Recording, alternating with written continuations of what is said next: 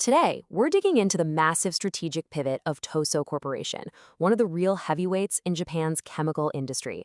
It's a fascinating story of reinvention. So let's just jump right in. The big question here is, how does a company with a long, successful history completely change course? How do you deal with wild market swings and the huge pressure to go green, all while trying to actually grow the business? Tosoh's journey is, well, it's a perfect case study for this. Okay, first things first, we need to set the scene. To really get why this transformation was so necessary, you have to understand the serious problems that were threatening the very foundation of their business. And wow, this chart just says it all, doesn't it? Take a look at these wild swings in their operating profit. One year, you're flying high, and then bam, the next you've fallen off a cliff before clawing back a bit. That's some serious volatility. It's the classic symptom of a business that's way too reliant on commodity markets. And this right here is the culprit. This table shows you exactly why things were so unpredictable. Tosoh's entire business was basically held hostage by the crazy price swings of raw materials like benzene and PVC. When those prices tanked, so did their profits. It was a roller coaster they had absolutely no control over. And as if that wasn't enough, you have the huge, unavoidable issue of climate change. Let's be real, the chemical industry has a massive carbon footprint. The global push to decarbonize meant they had to completely and expensively rethink their entire operation from the ground up. So you've got this two-front war, market chaos on one side, climate pressure on the other. How did Tosoh fight back? Well, their answer wasn't just a small tweak. It was a radical, top-to-bottom shift in their entire philosophy. And this is the core of it all. They moved from something they called scale management to value management. For decades, their whole game was about one thing, making huge amounts of stuff as efficiently as possible.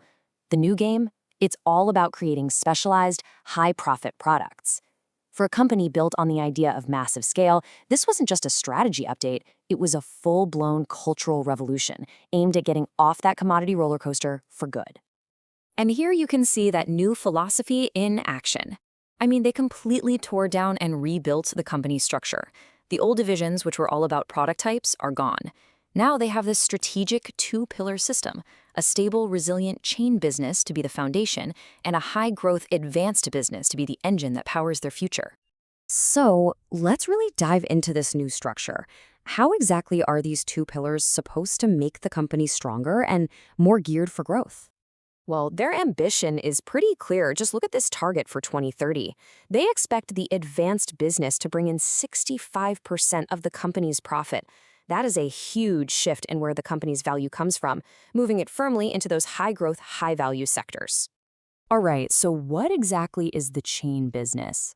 Think of it as their rock-solid base. They're using what they're already great at, like being Japan's top caustic soda producer, but instead of just selling the basic stuff, they're moving up the food chain, so to speak. They're creating more specialized things, like medical-grade polymers. And then we have the growth engine, the advanced business. This is where Tosoh is really placing its bets. They're going after these high-margin, super high-tech markets, where they already have a major leg up. We're talking about things like biopharma separation materials, where they're world leader, and cutting-edge water treatment systems for the biggest chip makers out there. But this whole strategy is about way more than just new products.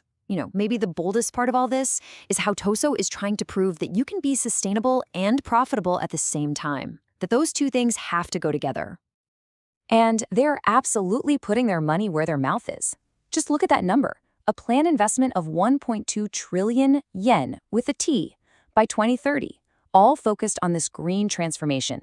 This isn't just about checking a box. It's a fundamental part of how they plan to grow. And this isn't some fuzzy, far-off dream. Their Vision 2030 is a hard and fast roadmap with real, measurable goals. And what's so interesting is how they put financial targets like 170 billion yen in profit right next to environmental goals, like a 30% cut in emissions, and even social goals, like a 90% childcare leave rate for male employees. It's all connected. This whole approach is literally baked into the way they run the company. They're doing things like putting a price on their own carbon emissions and tying executive bonuses to hitting these ESG targets.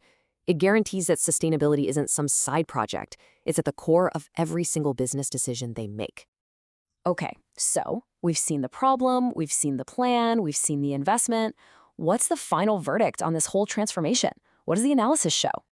Well, a good old SWOT analysis gives us a really balanced picture. On one hand, Tosoh has some serious strengths, like their production chain and their leadership in these high-tech areas. But they also have weaknesses to deal with, like a low price-to-book ratio, which suggests the market might be undervaluing them, and of course their reliance on energy. The opportunities in markets like life sciences and EV batteries are huge, but the threats are just as real. But what are the experts saying? Well, the general consensus is, let's say, cautiously optimistic. This quote from HDIN Research really nails it. They see the company in a resonance period. That's a great phrase, where their new strategy is starting to sync up with a recovery in their stock valuation. The big takeaway is that, yeah, there are short-term challenges, but the competitive moat they're digging around their advanced business, plus their rock-solid finances, gives them some serious power to grow in the future. And there you have it. That's the story of Tosoh's incredible strategic pivot. It really goes to show that for an old industrial giant to make it today, it can't just get bigger. It has to get smarter, more focused, and greener. And that leaves us with a pretty big question. How many other giants out there can pull off a similar move before it's too late?